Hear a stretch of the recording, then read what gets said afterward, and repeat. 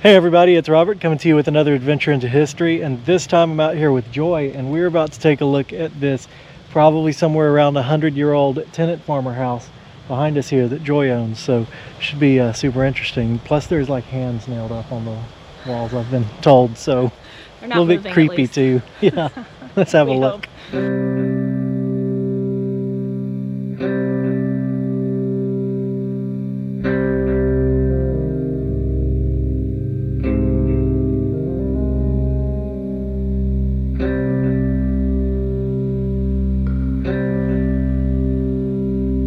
Originally there was a porch here.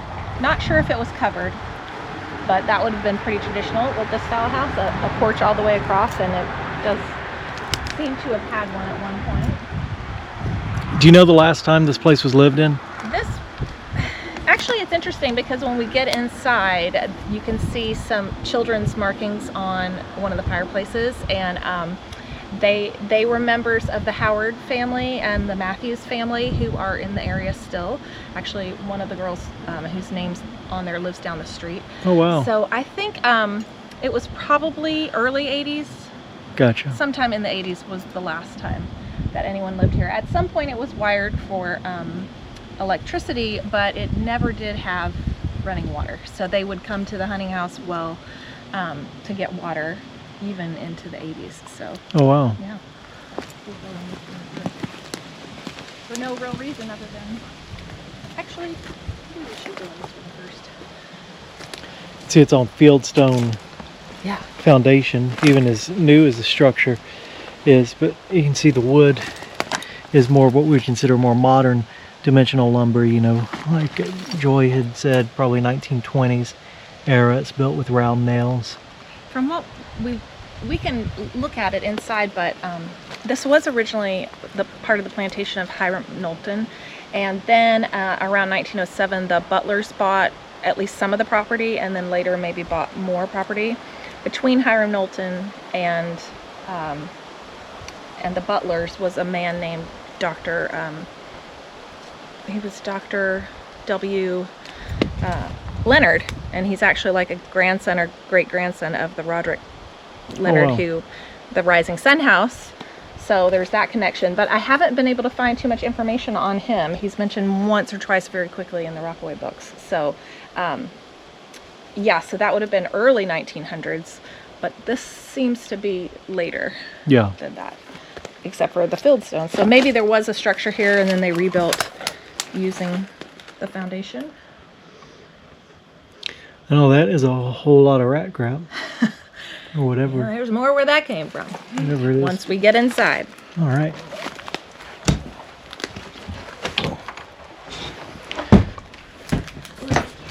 Oh my gosh, you get it blue. All right. So this fireplace, I think the fireplaces are really cool. I also think the wallpaper is really cool. Oh yeah, it is. Obviously they would have probably, you know, used this as insulation later, but before that they would have used some magazines, a different cardboard, and there's evidence of that in other parts of the house. But there's a center chimney in this house, so 2 rooms, chimney in the middle, and then on the back there's a kitchen. But both of the mantles are different, which is kind of fun to look at. I mean, everything was done really rudimentary and very simple. You know, there's not fanciness. In fact, probably the only hardware ever in this house was hinges. Yeah. They may not have even had true doorknobs. I think on the other door that's still there, there's like a metal latch, but that's about it. And you got a little bird's nest here. They're like perfect decoration. Yep, one on each end, very symmetrical. Right. But I just think it's super cool in here, and I don't know, like, brick-wise, I mean, if that's old or you know, older than 1920, or if it's, you know, if there was a chimney here that they kind of reused, but I'm guessing that's not how it would happen. It's been plastered here, and yeah. These bricks that are in here look old, but it could just be wear, because that one looks kind of modernish. newish. And if we move the lovely Halloween decorations off, you can see. Oh yeah. So Reggie, I think his last name is Matthews. It's Matthews or Howard, but he was here just in the area just last weekend. And let's see, Keith is actually a girl, and she lives down the street. And she told me that Alvin is her cousin. So all three of them are cousins. So they were probably playing in here in the late 70s, 80s. Yeah. So that's pretty cool. I mean, it's kind of neat to see that even though this would be a hard way to live, that people have memories and Absolutely. and the families are close. They do live nearby and all of that. So, but I think it's interesting to note how this mantle is all designed, and then when we get in the other room, how it's designed. See, I thought these boards were really pretty, but I guess they're not that old. And the ceiling's not that old. They're probably not that old. What's interesting though is it's weatherboarded over here. You see, whereas the outside is now weatherboarding. This, on the back side of this was the porch. Gotcha. Would that be why?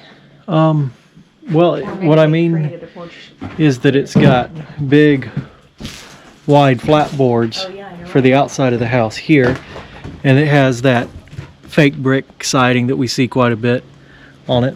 But if we look over here, it's got weatherboard. That is interesting. And I see more through the crack in the door there. But yes, it was weatherboarded on one side. It could have, they could have taken the weatherboarding off and put on that flat board when they put the fake brick shingles on there. The one thing that I noticed in this house is I don't know enough about construction of things, but I don't think they do this diagonal board in the corners anymore. I mean, I think that sort of dates this house a little bit. The corners in all the rooms have that. I could be wrong about that, but I've been told that that's an older way of building a house. Yeah.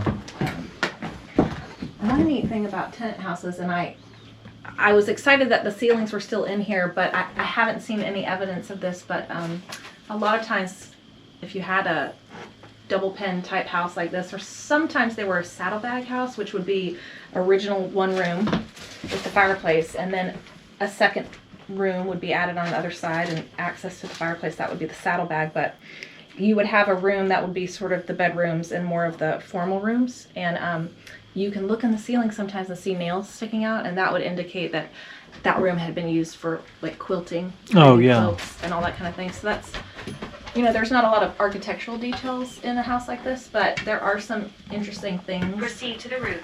Oh, okay. That happened. Like in the murder tenant house, I noticed that in one corner there was a giant log hanging from hanging across, and that would have been used to hang clothes on or to create a closet. That was kind of a common thing that you would find sometimes. I didn't see one in this house anywhere, but Now, what's the murder tenant house? where you and Dan almost got murdered. There were trailers and Oh, that one. Yeah, that's right. That's right. Okay. y'all were convinced, and so was I, that y'all weren't going to make it through that. Yeah. Where the mouse ran me out of the little trailer. That's right. You and Dan both.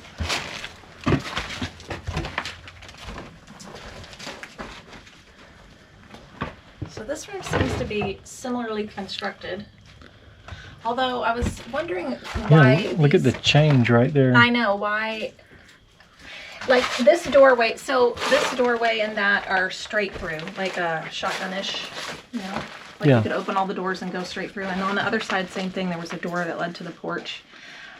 I didn't know if that was so that they could make a door in this symmetrical spot. I don't know. The board, or I don't know. It seems almost like different wood too, like this. But I could be wrong about that. But I don't see square nails anywhere. I see all round nails. The beadboard mantelpiece here is cool though. I know. It's like they just built this out of scraps or something that was gotten from another house. You see where What I love is they created a detail. I think that sort of speaks to ingenuity and making the best with what you have. Like absolutely, they made it decorative, which is cool. And more bird nest. More bird nest, and I feel like there's some like scratches. Kids scratching with nails into maybe, I don't know. It sort of looks like KAM, maybe. But I just think, I don't know, something about this fireplace. I just think it's gorgeous. It is. Everything about it is cool. And then, obviously, this short little door they created like a, kind of like at your birdhouse, a closet. Yeah, the little pocket the- closets beside the chimney. The floor. Oh, and it's beaded board too. Yeah. It's a very short door. So It I'm is. guessing it was more like storage. And the floor is a little bit, there's a hole where that wallpaper is, so be careful. Okay. But it's cool looking up there. It's field stone all the way up to the top, and then it's brick out the top of the house. Is that a little bit later feature? The brick at top, or no? Probably is.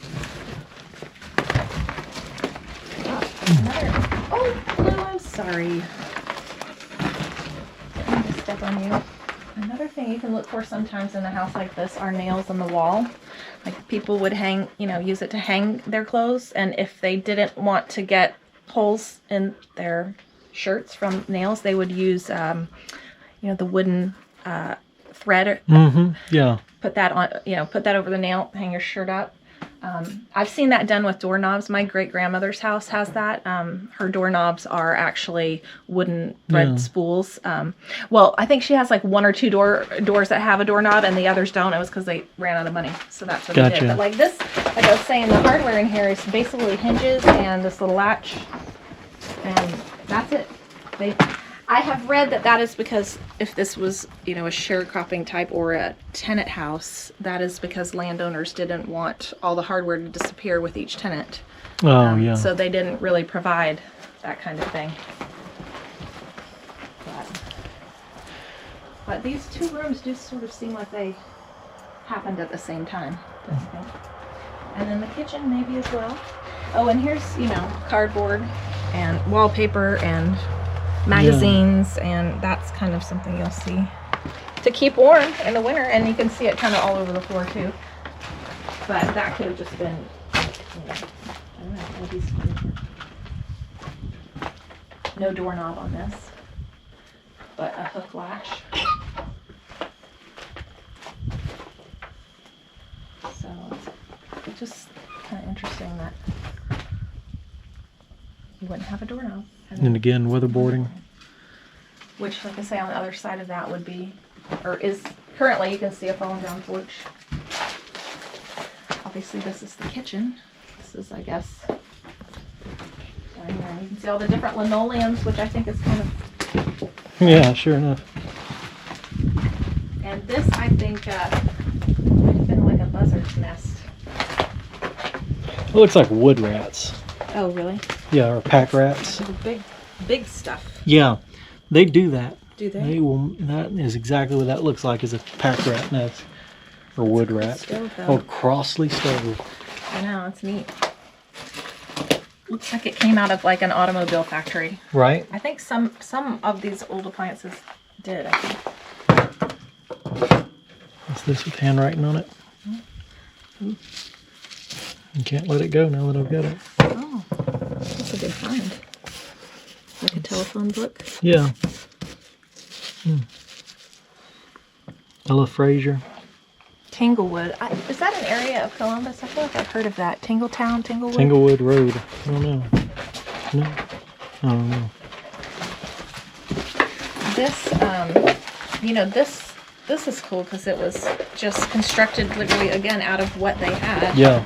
And you can, it's not like, these are all wonky. These are straight. It was definitely like. It's funny, they created something like this out of just, Wind. The wind. It was just the wind. Out of just, the, whatever they had laying around, because they couldn't afford a table. And now something like this costs more than. I know, right? Like, it's so sad that it's. Not only that, but this was, black made, which is, I think, again, talks to the ingenuity and tenacity of people. Yeah. And what they can, make a pride of place and that kind of thing when they have to. A little kitchen shelf. I know that a lot of times, you'll see like a corner shelf, which I thought there was one in here. They would have a wash basin. Yeah. And they would just, create a corner shelf. Or, you know, they might do something Duh. like that. There's the hands on the wall. Yeah. That's... I feel like, why would you leave that? Yeah. But then I was like thinking, you know, there's a nail here and you're coming into a door. I don't know. Is this supposed to be like hooks? You know? I don't know. Like antlers. I don't know. I guess someone had some raccoons for dinner. Or it's just warding off evil spirits. Could be. Could be. Maybe. Maybe they were supposed to catch them. Maybe. I mean, I don't know all those kinds of traditions, but perhaps that could be one. Could be. And these aren't the only raccoon paws that are on the No, wall and either. that is interesting because this is coming inside. This is the only one in the house, but coming through a doorway. And around the house, when we walk back around, there's some outside the doorways. So maybe it was meant to be sort of a... Just the small things that can turn an old house creepy. As long as they don't move from that spot before we get out, Right? we'll be good. I thought I heard a squeak. I did too. He's on the rats. I think That's fine, as long as you keep it away from the blue. You have done a good job. no old wiring and light. And then you can see more paper on the wall, a different pattern. Actually, a Fake wood pattern. Yeah.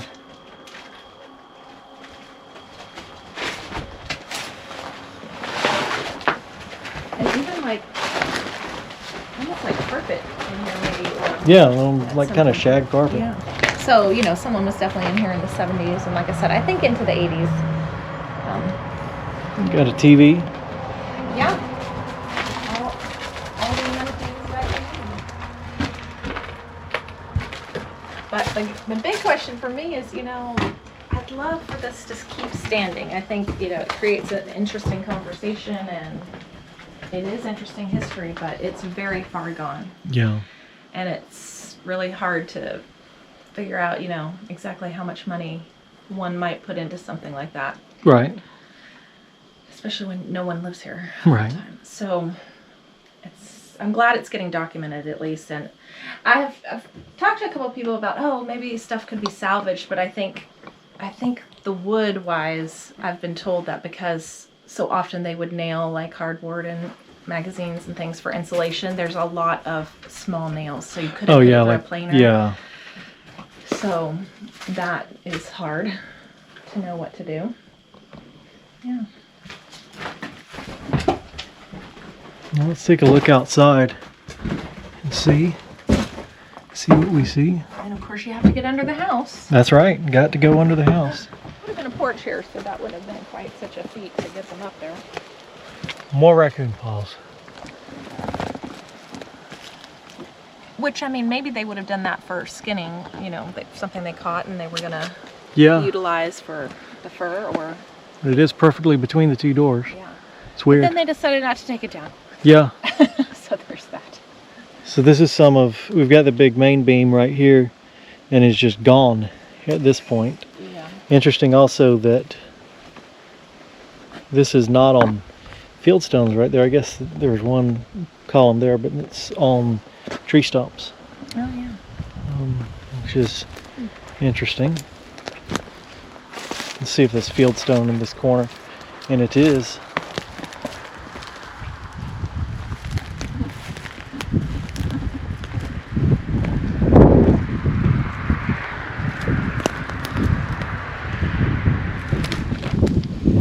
Pretty up here. There's something about it that's so romantic, you know. I hate to have it fall. And then you drive by, you never know anything was there, no conversation ever begins about what it might have been, who might have lived there. Right. Which is kind of sad. But I don't know. It's obviously in danger of, you know, water and well, it's not going to stand for much longer at this rate.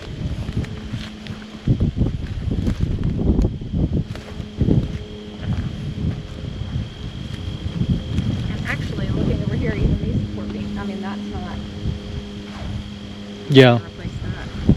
Yeah, there's lots of foundation issues.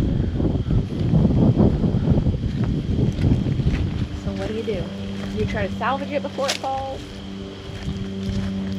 See the weatherboarding over here on the outside of the house. Yeah, it's too bad it's all grown up right in there. We can't like.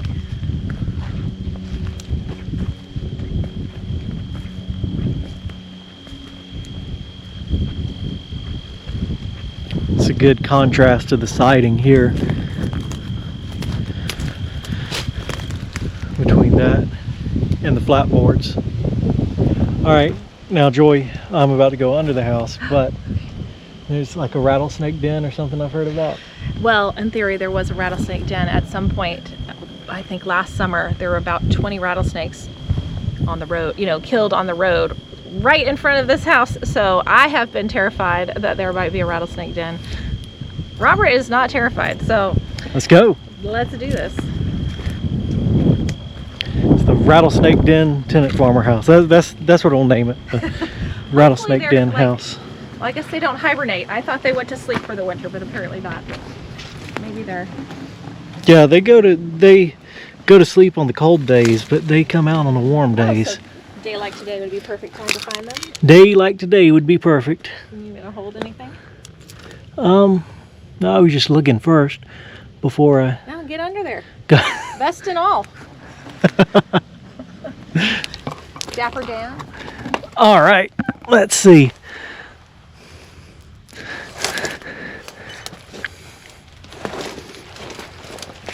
Don't put your leg in any glass. Yeah, looking out for that.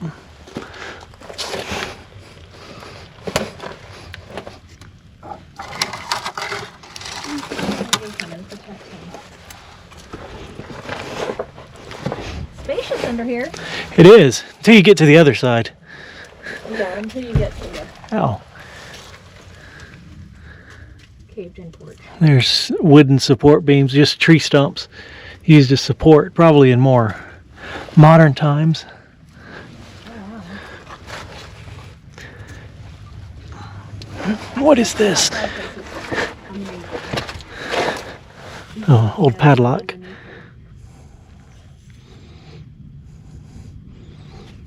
Here, I'm going to throw you out this padlock. Okay. It's, I don't know how old it is, but the writing on it's pretty cool. You coming under too? Sure. There's another TV. Okay. Has the wind picked up at all? It's a little windy. Well, that's as far as, this is as far for me. Is there right now? Look at this fireplace. Joy is officially Part of the team. That's right. I love it when a plan comes together. A blue. It's official. Blue has approved Yeah. this situation. All right. Well, I don't know about you, but I'm ready to get back out. Yeah, let's leave this raccoon and rattlesnake infested house. That's right.